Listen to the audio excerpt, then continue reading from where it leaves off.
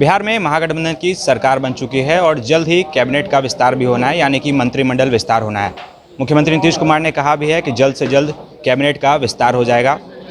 भाकपा माले की आज महत्वपूर्ण बैठक हुई थी और निर्णय यही लेना था कि कैबिनेट में वो शामिल होंगे या नहीं, मंत्रिमंडल में शामिल होंगे या नहीं। माले के महासचिव दीपांकर भट्टाचार्य हमारे साथ। सर, आप लोग मंत्रिमंडल में शामिल होंगे? नहीं, मंत्रिमंडल में हम शामिल नहीं हो रहे हैं। मंत्रिमंडल से बाहर रह करके बाकी जो हमारी पूरी भूमिका बननी चाहिए वो भूमिका हम निभाएंगे। भारतीय जनता पार्टी के खिलाफ बिहार ने एक बड़ा संभावना को सामने लाया है और इस संभावना को साकार करने के लिए बिहार के अंदर और पूरे देश के पैमाने पर हम पूरी मेहनत करेंगे। हम लगता है कि सरकार भारतीय जनता पार्टी के रहते हुए जिस तरह से सरकार चलती थी, जनता के साथ कोई संवाद नहीं हो, आंदोलन के साथ कोई बातचीत नहीं। आने वाले दिन में नागरिक समाज से, जन आंदोलन से एक निरंतर बातचीत हो।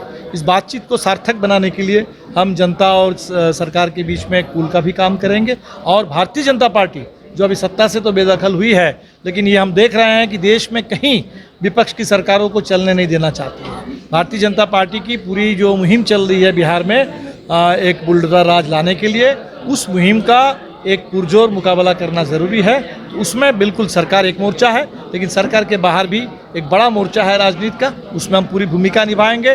बिहार में सारे आयोगों को कमज़ोर कर दिया गया है।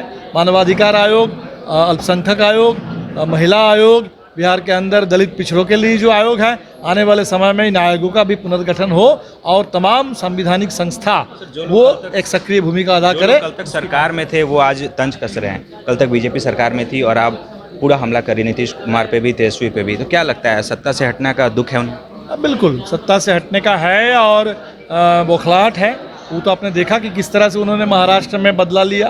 तो आज बिहार ने एक तरह से एक जवाब दिया कि ये आपका भारतीय जनता पार्टी का जो तिक्रम है और जो खरीद फरोख्त की राजनीति है जनता के पास और दलों के पास, उससे भी आगे का एक भारतीय जनता पार्टी के बुलडोजर को रोकने का हमारे पास भी कोई कार्यनीति है, कोई रणनीति है।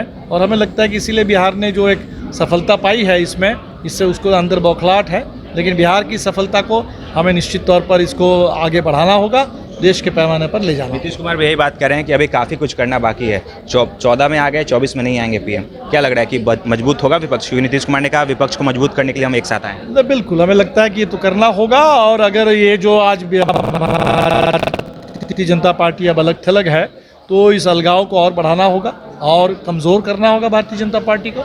और भारतीय जनता पार्टी जो बिहार को अपना गढ़ मान करके पूरे देश पर राज करना चाहती थी, 40 साल 50 साल एकमात्र जदयू के साथ मिलकर के सरकार चल रही थी, लेकिन नड्डा साहब यहाँ आके बोल रहे थे कि क्षेत्रीय दलों की कोई ज़रूरत नहीं है, बीजेपी अकेले दल रह जाएगी।